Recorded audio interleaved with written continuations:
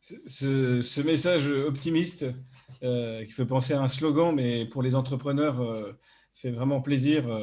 Et je pense que ceux qui nous écoutent apprécieront et auront envie de redoubler d'efforts. Justement, ça me permet euh, de passer en fait un peu à la conclusion. J'aimerais savoir justement, voilà, actuellement vous travaillez activement avec la France métropolitaine, avec la Guyane, avec l'Afrique. Vous avez un projet actuel. Euh, Comment vous voyez votre projet et vous-même dans un an et comment vous vous voyez aussi dans 10 ans. Alors, c'est peut-être difficile de se projeter, mais je vois que vous êtes ambitieux, je suis sûr que vous avez des idées. Oui, effectivement, comme je l'ai dit tout à l'heure, après mes 30 années d'expérience professionnelle, mon objectif, puisque récemment, malgré, nous devons être des compétiteurs, nous devons avoir cet esprit victorieux de conquérant comme l'aigle royal. Et il y a, je veux dire aussi, vous auriez dû me poser aussi la question, quel est mon animal préféré? Bien que je sois guyanais, et il y a un animal en Afrique, c'est-à-dire le lion. Oui, Voilà. Donc, avec cette puissance, cette force, alors comment je me vois dans un an, malgré que nous avons le Covid-19, eh bien là, pendant plus d'un an qui sont passés, c'est là où on se remet en question pour dire comment on va avancer. Et là, justement, ça m'a permis de prendre des élans, donc de réfléchir, d'imaginer, puisque je suis prospectiviste et stratégiste. Et c'est là, depuis quelques années, où je devais créer donc, la holding. Et bien, donc récemment, donc cette année, la holding est créée. Donc, ce qui est important, ça sera dans les 1 an qui viennent, les 2 ans qui viennent, continuer à déployer les filiales parce que oui, euh, c'est le leitmotiv, une fois qu'on a créé la base et l'intelligence, développer des affaires avec des investisseurs, des associés, et puis surtout continuer avec la Côte d'Ivoire et la sous-région, puisque j'ai créé un concept de transport fluvial, voilà, donc pour la Côte d'Ivoire, c'est-à-dire des bateaux-mouches, mais type VIP pour oui. les Africains et les Européens. Donc, sur la lagune d'Abidjan, mais j'en dirai pas plus, puisque là, on est un petit peu dans le secret professionnel.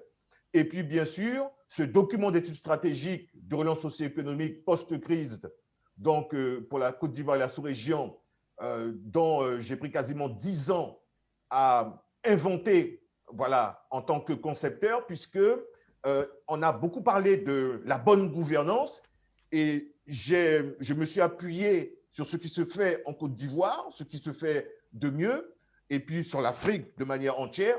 Quand on parle de bonne gouvernance, ce qui a été proposé effectivement par le gouvernement américain et puis l'Occident, hein, donc l'Europe, la France. Et donc, j'ai travaillé sur ces matières pour proposer une étude, mais une véritable étude de terrain, Oui. voilà, pour qu'on crée de la richesse, pour qu'on avance, pour que l'Afrique elle-même, qui veut s'en sortir, qui veut avancer, eh bien, puisse puiser des éléments dans cette étude stratégique. Alors, dans 10 ans je le souhaite, si Dieu me prête vie, hein, voilà, être à la tête d'un puissant grand groupe dans les affaires, puisque c'est ce qui m'intéresse, qui va être un grand groupe mondial, reconnu internationalement et avec peut-être 5 à 10 000 personnes au sein de ce grand groupe. D'accord, très bien.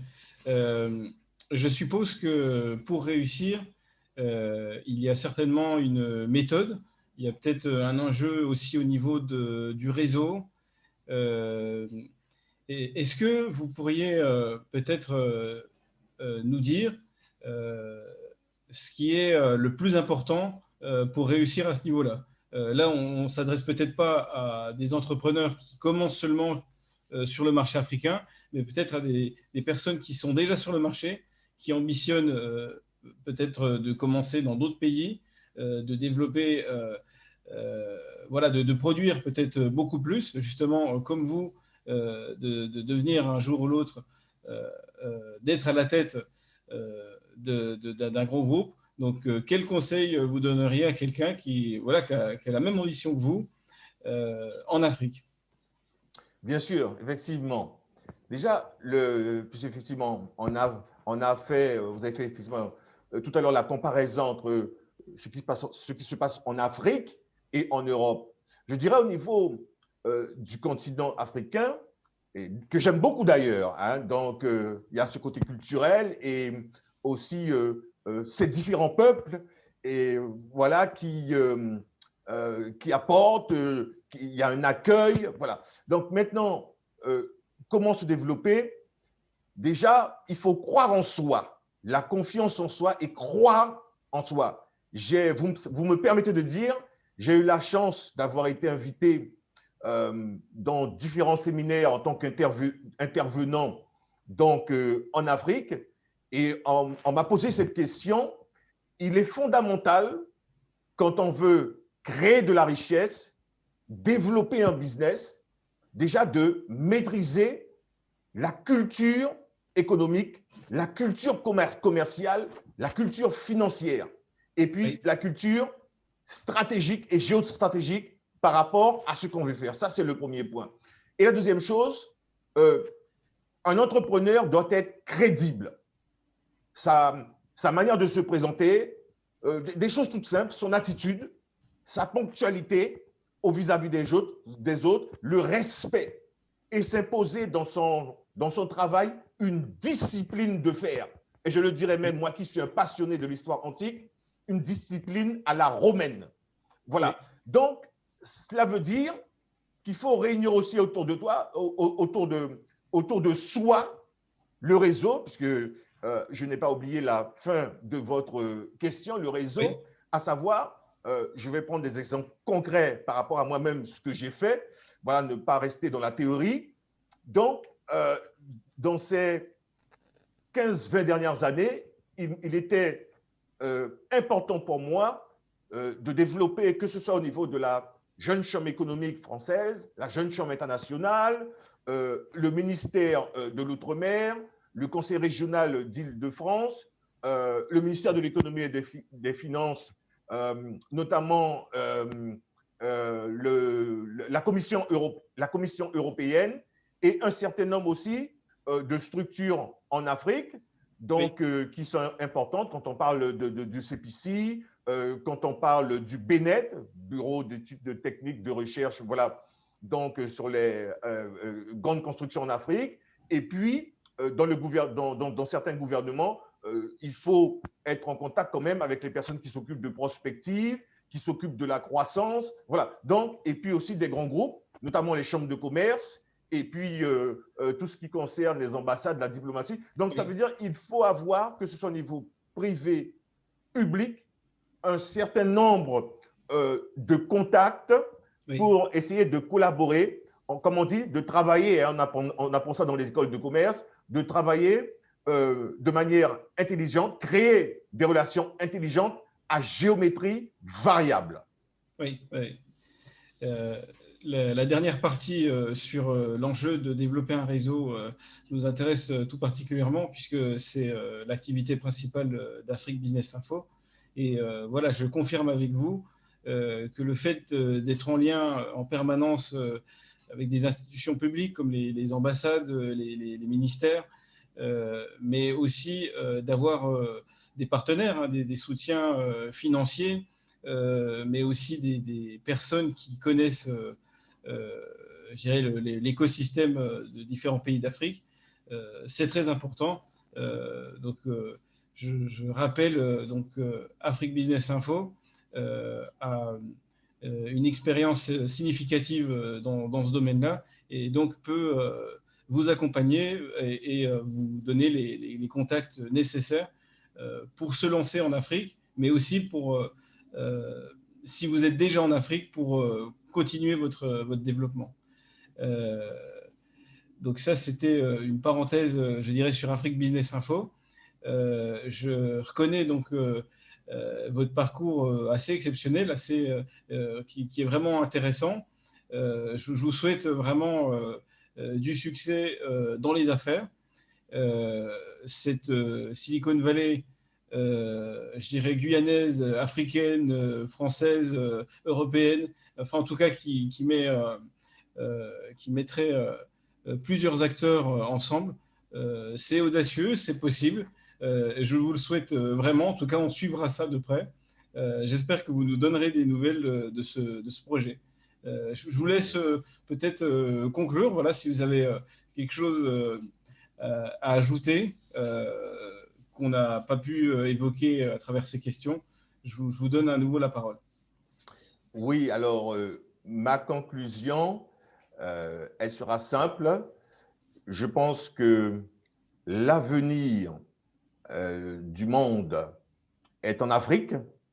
L'Afrique, dans les 30-40 prochaines années, 2 milliards 500 millions d'habitants, c'est considérable, c'est colossal. L'Afrique renferme, compte tenu des recherches que j'ai menées, quasiment 50% des réserves en matière de ressources naturelles au niveau planétaire. Donc, c'est considérable. Donc là, aujourd'hui, plus que jamais, donc, les Africains ont leur destin en main. C'est aux Africains de prendre en main leur destin. Donc, moi-même, effectivement, comme vous le dites, je suis guyanais. Je souhaite fortement et ardemment que les Guyanais, que nous prenions notre destin en main, voilà, sur le plan intellectuel, sur le plan culturel et sur le plan du développement économique de notre région.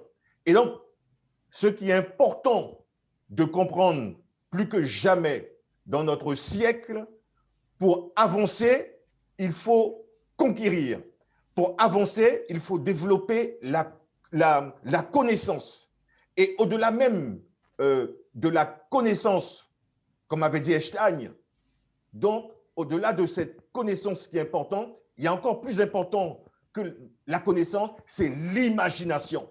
Voilà, c'est avec l'imagination qu'on arrive, parce que créer avant E égale MC carré, la bombe atomique, c'est pas comme ça, en lisant quelques bouquins. Voilà, donc l'imagination, où ça nous amène. Et aujourd'hui en France, par exemple, eh bien, il y a les centrales nucléaires. Là aussi, c'est de l'imagination. Donc, quel que soit le pays, pour avancer, c'est imaginer. Donc, comment demain, les Africains vont imaginer la Nouvelle-Afrique. Et quand je parle de conquête, la conquête, elle est si bien aussi au niveau militaire, au niveau structuration, parce que c'est un domaine important. Tout pays qui souhaite se développer, comme on voit la Chine, elle a une puissante armée. Les États-Unis ont une puissante armée. La France a une puissante armée. L'Angleterre, etc. et bien d'autres. Donc, l'Afrique doit effectivement se prévaloir, se prémunir. Mais avant d'arriver là, il y a aussi toute cette dimension au niveau effectivement des besoins d'alimentation, de l'agriculture, de la mécanisation de l'agriculture, parce qu'un pays, pour avancer, son agriculture est importante, et puis effectivement, diminuer au maximum l'illettrisme. La formation est importante, parce que la formation aussi, c'est la lumière. Donc voilà un petit peu ce que je voudrais dire. Et aussi, le monde de demain, c'est un monde où on aura compris, un monde arc-en-ciel, un monde pluriel, qu'on soit africain, qu'on soit européen, qu'on soit américain, sud-américain, guyanais, que sais-je, que nous collaborions ensemble, que nous travaillons ensemble pour un monde meilleur. Je partage bien sûr votre enthousiasme à l'égard de l'Afrique. Je souhaite au continent, en effet, le succès et de fortes transformations. On a des indices qui montrent que tout ça, c'est possible. Rien n'est acquis, bien sûr. Hein. Il faut encore faire beaucoup d'efforts, mais c'est bien sûr du domaine du possible. Je vous remercie sincèrement pour voilà, ce que vous avez partagé, pour votre histoire personnelle et professionnelle, qui va inspirer forcément beaucoup d'autres entrepreneurs voilà, qui commencent, qui continuent leurs affaires, qui finalisent leurs projets. Voilà, donc l'interview qu'on a réalisée ensemble sera postée sur notre plateforme Afrique Business Info, donc www.afriquebusiness.info. Voilà, merci encore. Et puis, j'espère que vous nous donnerez de vos nouvelles pour qu'on puisse suivre votre succès. Voilà. Merci beaucoup.